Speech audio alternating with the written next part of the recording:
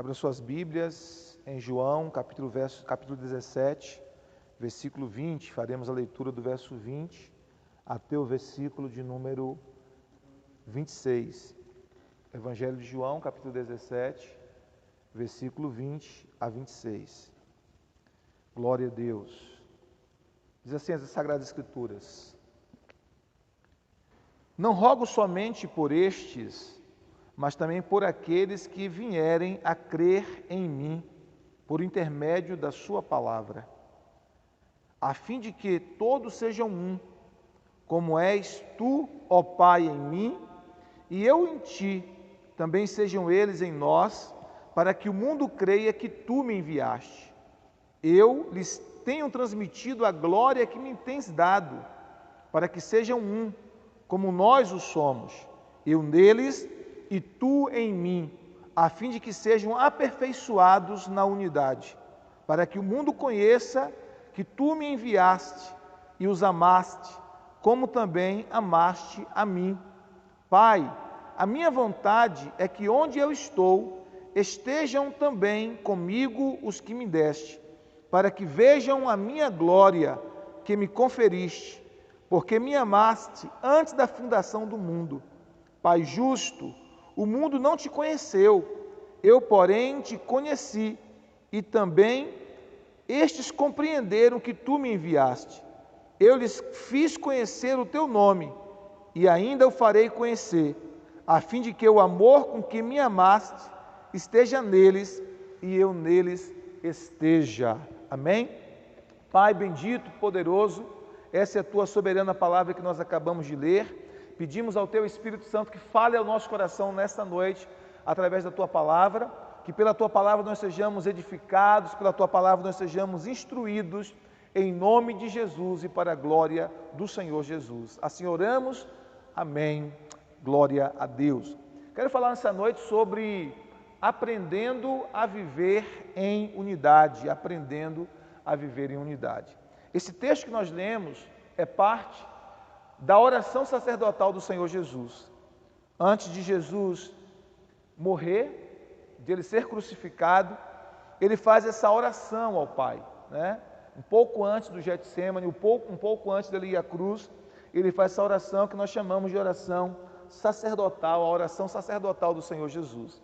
E nessa oração, talvez a oração mais importante de Jesus, registrada aqui no Novo Testamento, Jesus fala sobre algumas coisas muito importantes. Ele ora pelos seus discípulos imediatos e ele ora também por aqueles discípulos que haveriam de crer nele. Isso inclui a mim e a você, ou seja, Jesus orou por nós. Então Jesus orou pela salvação, Jesus orou pela santificação, Jesus orou pela unidade desses discípulos, é o que a gente vê nesse texto aqui. E essa oração de Jesus aqui fala sobre essas verdades espirituais que nós precisamos aprender. Então, mas eu quero falar hoje, nesse momento, só sobre essa parte da unidade, né? E Jesus ora pela unidade, Jesus orou pela unidade da igreja, Jesus orou pela unidade dos seus discípulos. E ele ora por todos os discípulos que haveriam de crer nele. Então Jesus, há mais de 2000 anos atrás, já nos incluiu na sua oração, já nos incluiu na sua intercessão, e diz a Bíblia que ele vive para interceder por nós. Então ele está lá no Pai, ao lado do Pai, à destra do Pai, intercedendo por nós. Então, nós temos dois intercessores poderosos, né? Se ninguém mais orasse por nós, o que não é verdade, porque sempre o Espírito Santo vai levantar pessoas para orar por nós, mas se ninguém mais orasse por nós, nós temos dois intercessores. Nós temos o próprio Cristo, que está à destra do Pai, intercedendo por nós constantemente, pela nossa segurança, pela nossa proteção, para que nós não nos desviemos do caminho do Senhor, e nós temos o Espírito Santo, que dentro de nós, em nosso coração, em nosso interior, intercede por nós com gemidos inexprimíveis, como diz a Bíblia lá em Romanos capítulo 8, versículo 26. Então nós temos esses dois intercessores poderosos. Então Jesus ora pela unidade da igreja. E a gente vai entender que a unidade espiritual da igreja, ela é criada por Deus. Ela é gerada pelo Espírito Santo. A unidade da igreja não é fruto do esforço humano. Ou seja, nós não podemos apenas com esforço, apenas com força de vontade, criar a unidade da igreja, porque a unidade entre o povo de Deus, essa unidade orgânica dos verdadeiros discípulos de Jesus Cristo, dos verdadeiros filhos de Deus, é gerada pelo Espírito Santo. Não é fruto do esforço humano, não é resultado do esforço humano, mas é fruto de uma ação direta do Espírito Santo de Deus. A Bíblia nos fala, por exemplo, em 1 Coríntios, capítulo 12, versículo 13, dizendo assim: pois em um só Espírito todos fomos batizados em um corpo. Em um só Espírito todos fomos batizados em um corpo. Significa dizer que o Espírito Santo ele nos batizou, ele nos imergiu no corpo de Cristo, que é a igreja, no corpo espiritual de Cristo. Então há um só corpo de Cristo, ou seja, há uma só igreja. Embora haja muitas denominações, mas há uma só igreja verdadeira do Senhor Jesus Cristo. Amém? Então, todas as denominações que adoram o Senhor Jesus Cristo, que creem no Senhor Jesus Cristo como Senhor e Salvador, que servem apenas ao Senhor Jesus Cristo, elas fazem parte do corpo de Cristo, elas são o corpo de Cristo, fazem parte do corpo de Cristo e, portanto, nós todos formamos uma única igreja. Então, para Jesus, para o Senhor, não existe igreja Assembleia de Deus, ou Universal, ou Quadrangular, ou Presbiteriana, ou Batista, ou Shalom. Vocês estão entendendo? Todos aqueles que são crentes em Jesus, que creem no Evangelho, que creem no Senhor Jesus, que servem ao Senhor Jesus, compõem uma única igreja, que é a igreja de Jesus Cristo. Então lá no céu não vai haver um lugar para Shalom, um lugar para a Assembleia, um lugar para a Igreja da Fé, um lugar para a Nova Esperança. Não, vai haver um lugar para a igreja, para os lavados e remidos pelo Senhor Jesus Cristo. Amém? Então, embora aqui haja grupos de pessoas que se reúnem em determinados lugares para adorar o Senhor juntos, na eternidade no céu há um só corpo espiritual. Por isso que Paulo diz aqui nesse texto que o Espírito Santo ele nos batizou no corpo de Cristo. O Espírito Santo nos batizou nesse corpo espiritual que é a igreja. Então há uma só igreja. Amém? E agora, por que nós devemos guardar a unidade? Segundo esse texto aqui, por que nós devemos guardar a unidade? Primeira coisa, porque o Senhor Jesus orou pela unidade. E como eu disse aqui, essa é a principal oração de Jesus registrada aqui no Novo Testamento. Né? É aquela oração que antecede a sua crucificação, que vem um pouco antes da sua crucificação, do seu sacrifício, da sua morte por nós. Então é a principal oração, a oração sacerdotal, onde Jesus derrama toda a sua alma, todo o seu coração. Nós temos esse registro aqui, né, dessa oração do Senhor Jesus Cristo. E Jesus, nessa oração que ele faz, a oração sacerdotal, ele ora pela unidade da igreja. Por que nós devemos guardar a unidade? Por que nós devemos manter a unidade? Né? Como diz a Bíblia, mantendo a unidade pelo vínculo da paz. Por quê? Porque Jesus orou pela unidade. Né? Jesus orou para que todos aqueles que nele crescem se tornassem um, fossem um. E ele diz assim no texto sagrado, versículo 21, a fim de que todos sejam um, como és tu, ó Pai, em mim e eu em ti, também sejam eles em nós, para que o mundo crê que tu me enviaste. Então Jesus está orando pela unidade. Então o primeiro motivo que nós devemos nos manter em unidade, né, nos manter em união, essa unidade orgânica gerada pelo Espírito Santo, é porque Jesus orou pela unidade. Se Jesus orou, é porque é de máxima importância, é porque é de extrema importância que nós possamos viver em unidade. O Salmo 133, as Sagradas Escrituras nos dizem assim, o Salmo de número 133. Abrem rapidinho sua Bíblia em Salmo 133, sem sair de João 17. Salmo 133, a palavra de Deus diz assim para nós. Salmo de número 133. Salmo 133 diz assim: ó, como é bom e agradável viverem unidos os irmãos. É como óleo precioso sobre a cabeça, o qual desce para a barba de Arão, e desce para a gola de suas vestes. É como o orvalho do Hermon, que desce sobre os montes de Sião. Ali ordena o Senhor a sua bênção e a vida para sempre. Amém? Então o texto diz que é bom e que é agradável quando os irmãos vivem em união, porque ali o Senhor ordena a bênção e a vida para sempre. Ou seja, onde há unidade, Deus vai ordenar a bênção. Onde há unidade, Deus vai ordenar a vida. Isso em qualquer área da vida, principalmente na vida da igreja, na vida espiritual da igreja. Então é importante que nós mantenhamos a unidade, porque Jesus orou pela unidade. E Jesus orou pela unidade porque esse é um assunto de extrema importância espiritual. É um assunto de extrema relevância que nós possamos viver em unidade. O segundo motivo que nós precisamos nos manter em unidade é porque a unidade essa unidade orgânica, né? Por causa da unidade orgânica da Trindade, ou seja, Pai, Filho e Espírito Santo, eles são um. Eles são um. E Jesus diz isso aqui no versículo de número 22, João 17, 21 ainda, ele diz assim: a fim de que todos sejam um, e como és tu, ó Pai, em mim e eu em ti, também sejam eles em nós, para que o mundo creia que tu me enviaste. Ele está dizendo, olha, assim como nós somos um, assim como há essa unidade orgânica, não é? Porque você não vê o Pai e o Filho, eles lutando entre si, nem o Espírito Santo. E você percebe que essa unidade, ela está presente na Trindade. Essa unidade está presente na Trindade. Até nos processos criativos você vê essa unidade. Embora cada uma pessoa da divindade tenha, a gente percebe uma função mais distinta.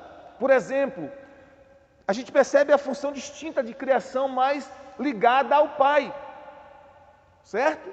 Porém, o Filho está presente na criação como uma palavra viva. Ele está presente como palavra viva. E haja luz, Deus libera, Deus disse, Deus fala. E haja luz. E a luz apareceu. E Deus vai falando, liberando a palavra, que é Jesus, e as coisas vão acontecendo. A Bíblia diz, por exemplo, no Evangelho de João, capítulo 1, versículo 1, no princípio era o Verbo, e o Verbo estava com Deus, e o Verbo era Deus. Todas as coisas foram feitas por Ele, e sem Ele, nada do que foi feito se fez. Então você percebe que o Verbo estava presente na criação, e que o Verbo também atuou na criação. E o Verbo é Jesus, a palavra de Deus, o Verbo encarnado é Jesus. Ele estava presente na criação. Então, embora o Pai seja por natureza o Criador, o Filho está operando na criação, junto com o Pai. E a Bíblia diz também que o Espírito Santo, ele está ali pairando sobre a face das águas, enquanto o Pai cria por meio da palavra liberada, que é o Senhor Jesus, do Verbo liberado, que é o Senhor Jesus, o Espírito Santo está pegando essa palavra e fazendo com que a natureza, que o cosmos seja trazido à existência pela palavra. A palavra que é usada ali para pairar, no original hebraico, dá a ideia de uma ave que está sob um ovo, chocando o ovo, não é? Incubando o ovo. É como ele está dizendo assim, o Espírito Santo estava sobre a face das águas, pairando sobre a face das águas. No original hebraico, a ideia de que ele estivesse incubando aquela criação em que Deus está fazendo, liberando a palavra. Então você percebe que há uma unidade, embora haja uma distinção de funções, o Pai criando, mas o Filho presente na criação e o próprio Espírito atuando na criação. Aí quando você chega no Novo Testamento, Jesus por natureza é chamado do Redentor, aquele que redime, aquele que veio para fazer a obra da redenção, aquele que veio como sacrifício expiatório para a nossa redenção, mas o Pai é quem envia o Filho para esse propósito. O Pai é quem envia o Filho, o próprio Filho, Jesus diz, o Pai me enviou, para isso eu vim. Então ele veio com esse propósito de dar a sua vida para a nossa redenção. Então o Pai envia o Filho para a obra da redenção, o Filho vem executar a obra da redenção e o Espírito Santo aplica a obra da redenção em nossos corações. Então que você percebe que na obra da redenção, Pai, Filho e Espírito Santo estão atuando, estão juntos, estão em unidade. Na obra da santificação, que é mais atrelada ao Espírito Santo, você tem o Pai também enviando por meio do pedido do seu Filho Jesus, o Espírito Santo para fazer essa obra da santificação. Então há uma unidade na Trindade. Jesus disse assim, olha, versículo 21, a fim de que todos eles sejam um, como nós, né? Como és tu, ó Pai, em mim e eu em ti, também sejam eles em nós. Então Jesus está dizendo que essa unidade que eles tenham como igreja, seja baseada, fundamentada na unidade orgânica que há entre nós, que há na Trindade Santa. Porque Deus ele não estava só na natureza, na criação, no cosmos, não. Ele sempre foi Deus trino, Pai, Filho e Espírito Santo. E Ele quer compartilhar dessa mesma unidade que Ele vive conosco, com a igreja. Quer que nós vivamos essa unidade. Então a gente vive nessa unidade, deve viver nessa unidade também por causa da unidade orgânica que existe na Trindade. Amém? E aí ele diz um outro motivo.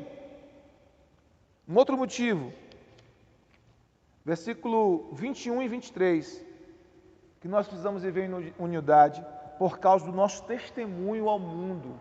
por causa do nosso testemunho ao mundo. Jesus diz assim, mais uma vez no versículo 21, a fim de que todos sejam um, como és tu, ó Pai, em mim e eu em ti, também sejam eles em nós, para que o mundo creia que tu me enviaste. Então Jesus está dizendo, olha, eles precisam viver em unidade para que o mundo creia que tu me enviaste.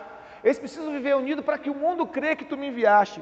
E aí no versículo 23, Jesus diz também assim, eu neles, verso 23, eu neles e tu em mim, a fim de que sejam aperfeiçoados na unidade, para que o mundo conheça que tu me enviaste e os amaste, como também amaste a mim. Então o que Jesus está dizendo aqui? Que quando nós vivemos em unidade, que quando nós vivemos em união, isso é um testemunho para as pessoas lá fora. Isso é um testemunho do amor de Deus, isso é um testemunho da bondade de Deus, isso é um testemunho da graça de Deus. Ou seja, Deus usa a nossa unidade como um instrumento de evangelização. Deus usa o amor que nós demonstramos para com os nossos irmãos como instrumento para evangelizar, como instrumento para atrair pessoas que estão fora do caminho do Senhor para a igreja, para o caminho de Deus. Ou seja, o verdadeiro amor entre os cristãos é um testemunho para o mundo. A verdadeira unidade entre os cristãos é um fator de crescimento saudável da igreja. Se nós tivermos esse amor verdadeiro uns pelos outros, esse amor não fingido uns pelos outros, Jesus disse, o mundo conhecerá que vocês são meus discípulos, se demonstrarem amor uns aos outros. Porque outras coisas, outras práticas espirituais e até experiências espirituais podem ser reproduzidas no mundo por ações malignas, por ações de Satanás. A Bíblia diz que Satanás ele é capaz de até mesmo se transfigurar em um anjo de luz, para enganar, para ludibriar. Então ele pode imitar qualquer fenômeno espiritual. Mas existe uma coisa que o inimigo não pode reproduzir em hipótese alguma, o verdadeiro amor. Porque nele não habita amor nenhum. Mas a Bíblia diz que Deus é amor. A Bíblia não diz que Deus tem amor. A Bíblia diz que Deus é amor, ou seja, a essência do próprio Deus é amor. Então quando nós temos esse amor verdadeiro pelos nossos irmãos, quando nós vivemos essa unidade verdadeira, genuína, gerada pelo Espírito Santo, no corpo de Cristo, na igreja, o que acontece? Isso é um testemunho para o mundo. Um testemunho de que esse amor que Deus nos deu é verdadeiro e que nós podemos compartilhar uns aos outros. Porque as pessoas, elas estão sobrecarregadas e cansadas de guerras, de batalhas, de inimizades. Você vê que isso acontece nos mais distintos ambientes. É no trabalho, no setor de trabalho, às vezes dentro da própria casa, marido e mulher que deviam estar, se amando, se perdoando o tempo todo, muitas vezes estão em pé de guerra. Às vezes pais e filhos estão em pé de guerra. No setor do trabalho, na política nem se fala. Você vê guerra e confusões e brigas e intrigas e ódio espalhado por todos os lados. Mas na igreja de Jesus Cristo é necessário haver amor verdadeiro. Na igreja de Jesus Cristo é necessário haver perdão genuíno. É necessário haver realmente interesse pelo bem-estar do outro. Porque é isso que nos diferencia do mundo. É isso que nos torna distintos do mundo. Então Jesus disse, se vocês tiverem amor uns pelos outros, vocês estarão dando testemunho da minha presença entre vocês. E isso vai atrair as pessoas. Então Jesus disse, olha, para que o mundo creia que tu me enviaste. Quando está orando ao Pai, no versículo 21, ele diz que eles sejam um, como nós somos um, para que o mundo creia. Ou seja, o objetivo, a finalidade da unidade também é para que o mundo creia que tu me enviaste, para que o mundo creia que eu sou o teu enviado, para que o mundo creia que eu sou o teu Messias, que eu sou o teu Cristo.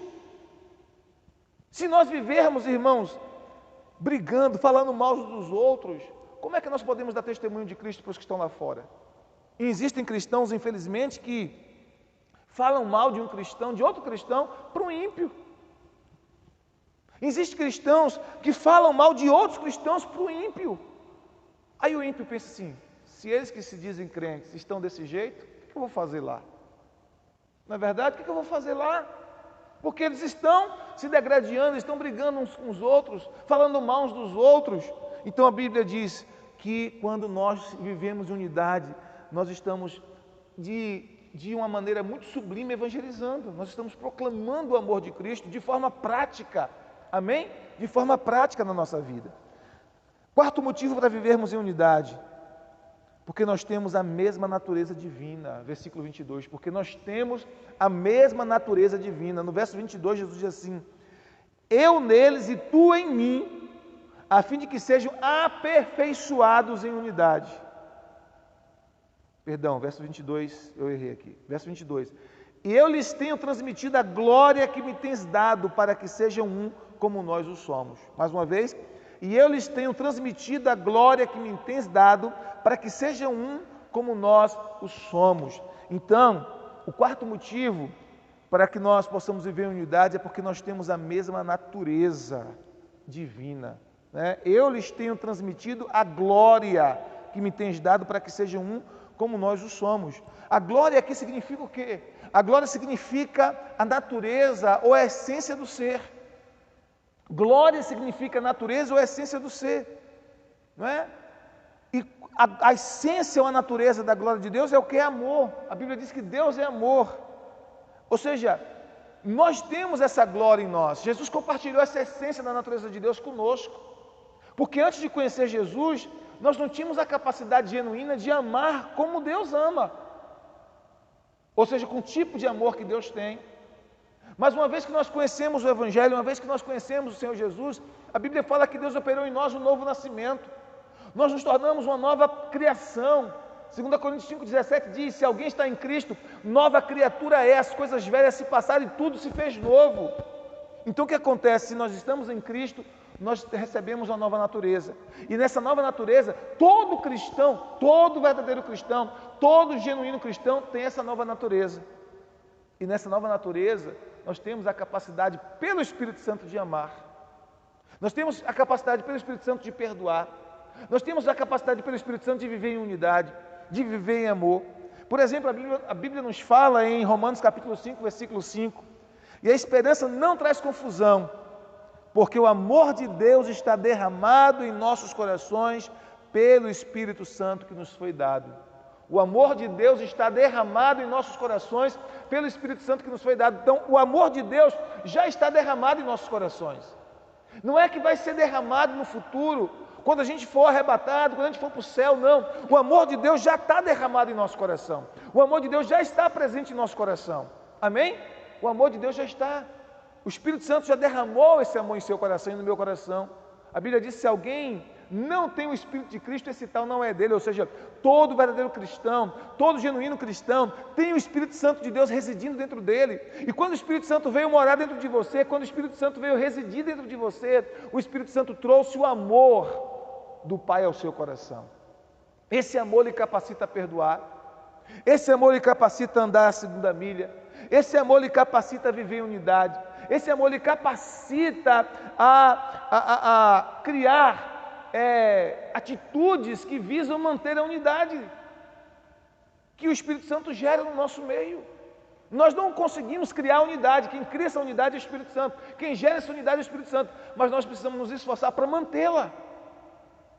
E aí, Jesus está dizendo, olha, eu dei a eles a minha glória, ou seja, a minha natureza. Porque glória aqui significa a natureza, a essência do ser. Eu dei a eles a minha essência, a minha natureza, a minha glória. E para que eu dei a minha glória para eles? Para que eles sejam um, como nós somos um. A mesma glória que eu compartilho contigo, dessa mesma natureza, dessa mesma essência, eu dei para os meus discípulos, para quê? Com que propósito? Para que eles sejam um, como nós somos um. Amém? Como nós somos um. Então Jesus está deixando bem claro para nós, queridos, que se nós vivermos essa unidade, nós estamos vivendo-a porque desfrutando da mesma natureza como cristãos.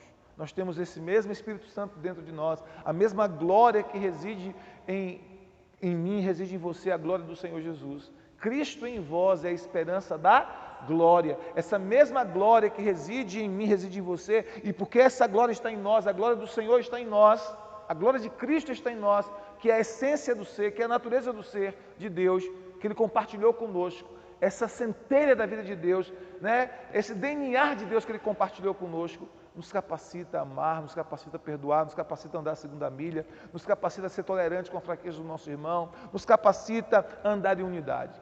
Isso não significa que nós não podemos confrontar um irmão em amor. O amor também nos leva, às vezes, a confrontar o irmão em amor para que ele possa mudar, possa se arrepender de um erro, de um pecado. Isso é amor também. Não significa que nós não podemos corrigir, não, nada disso, mas significa que a gente vive em unidade, em amor verdadeiro. Amém? e é o Espírito Santo que produz isso em nós. Então nós precisamos nos esforçar para viver, para manter essa unidade. E quinto e último, por que eu devo manter a unidade? Porque é o desejo de Jesus que nós possamos estar juntos por toda a eternidade. Ou seja, a nossa unidade aqui na terra é um ensaio da nossa unidade no céu. A nossa unidade aqui na terra é um ensaio da nossa unidade no céu. E aí Jesus fala sobre isso nos versículos 24 a 26, quando ele diz assim: Pai, a minha vontade, olha o que ele está dizendo, a minha vontade é que onde eu estou, estejam também comigo os que me deste, para que vejam a minha glória que me conferiste, porque me amaste antes da fundação do mundo. Pai justo, o mundo não te conheceu, eu porém te conheci, e também estes compreenderam que tu me enviaste. Eu lhes fiz conhecer o teu nome e ainda o farei conhecer, a fim de que o amor com que me amaste esteja neles e eu neles esteja. Então Jesus está dizendo, olha, eu quero que eles estejam todos juntos comigo. Ou seja, quando nós vivemos em unidade aqui na terra, essa nossa unidade, essa nossa união como povo de Deus aqui na terra, é um ensaio da nossa unidade lá no céu. Porque como falei quando cheguei aqui, não vai ter um lugar no céu compartimentado.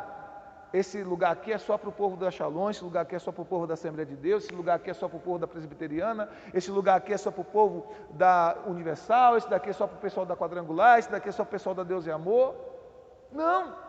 Todo verdadeiro cristão, todo verdadeiro discípulo de Jesus Cristo, independente de onde congreguem aqui na terra, fazem parte do corpo de Cristo, nós estaremos juntos por toda a eternidade. Imagine se a gente vive brigando aqui na terra, não é? O tempo todo brigando um com o outro. A gente vai ter que conviver com o nosso irmão lá no céu, por toda a eternidade. Eu fico pensando que talvez Deus vai fazer com a gente igual eu fiz com o John e Carol quando eles eram crianças, né? Eles estavam brigando, aliás, foi minha esposa que fez. E aí, um brigando com outro. Aí a mãe deu uma surra nos dois, botou os dois de joelhos juntos, um de frente para o outro. Se abraçam. E esse cara um tempão abraçado, pede perdão, e pediram, chorando. Diga para o outro que ama, né? Aí, eu te amo. Aí pronto, acabou. Eles eram pequenininhos, né? Acho que John tinha uns 5 anos, Carol uns 7 por aí. Eles eram bem pequenos. Mas olha que interessante. Já pensou se a gente chegar no céu e fazer assim com a gente? Vem cá, você e você. Né? Você estava só fazendo isso, agora vocês vão se abraçar, vocês vão ficar juntos, vocês vão morar juntos, vocês vão ser vizinhos. Né? Então assim, claro que eu só estou fazendo uma conjectura aqui para vocês entenderem o que eu quero dizer. Deus vai nos colocar na eternidade, juntos na eternidade. Jesus disse, olha, a minha vontade, Pai, a minha vontade é que onde eu estou, estejam também comigo os que me deste. Não um, mas todos os que me deste, estejam comigo na eternidade, juntos na eternidade. Então a nossa unidade aqui na terra, irmãos, é um ensaio da unidade que nós teremos no céu. Vivermos juntos aqui na terra, vivermos em unidade, comunhão e amor verdadeiro, deve ser um ensaio da comunhão, do amor verdadeiro e mais transcendente ainda, que nós viveremos no céu, na eternidade, por toda a eternidade. Ou seja, por que eu devo manter a unidade? Porque a unidade aqui na terra é um ensaio da nossa unidade no céu. Porque é o desejo de Jesus que nós estejamos juntos por toda a eternidade, que nós estejamos em unidade por toda a eternidade. Amém? Então, queridos, a unidade é de extrema importância. Nós precisamos aprender a viver em unidade. Eu não estou dizendo que seja algo fácil, porque a nossa natureza carnal ainda tenta reivindicar algumas coisas, alguns, entre aspas, direitos nossos, né? Tenta suscitar dentro de nós orgulhos, tenta suscitar dentro de nós feridas, para a gente também ferir outros. Mas a gente precisa entender que pela ação da cruz de Cristo em nós, pelo operar do Espírito Santo em nós, é totalmente possível vivermos em unidade, mesmo nas nossas diferenças, mesmo com as nossas diferenças, mesmo com nossos pensamentos que possa divergir em um ponto ou outro, mas naquilo que é central, que é Cristo como Senhor de nossas vidas. Amém? Nós podemos viver em unidade, amar o outro, tolerar a fraqueza do outro, suportar o outro em amor, suportar a fraqueza dos nossos irmãos em amor. Nós podemos, acolher o nosso irmão em amor. Nós podemos viver em unidade para a glória do Senhor. E se nós vivermos em unidade, em amor verdadeiro e genuíno, parar de nos degradar, parar de nos ferir, de nos machucar, parar de falar mal uns dos outros, nós vamos expressar para o mundo o que é a glória de Deus, o que é o amor de Cristo, e eu tenho certeza que muitas pessoas se converterão a Jesus Cristo quando a igreja aprender a viver de fato em unidade, em amor genuíno, não fingido, em amor fraternal. Amém? Vamos orar ao Senhor? Vamos pedir ao Senhor que nos dê a sua graça para que assim nós possamos viver em nome de Jesus. Amém? Se coloca de pé. Aleluia.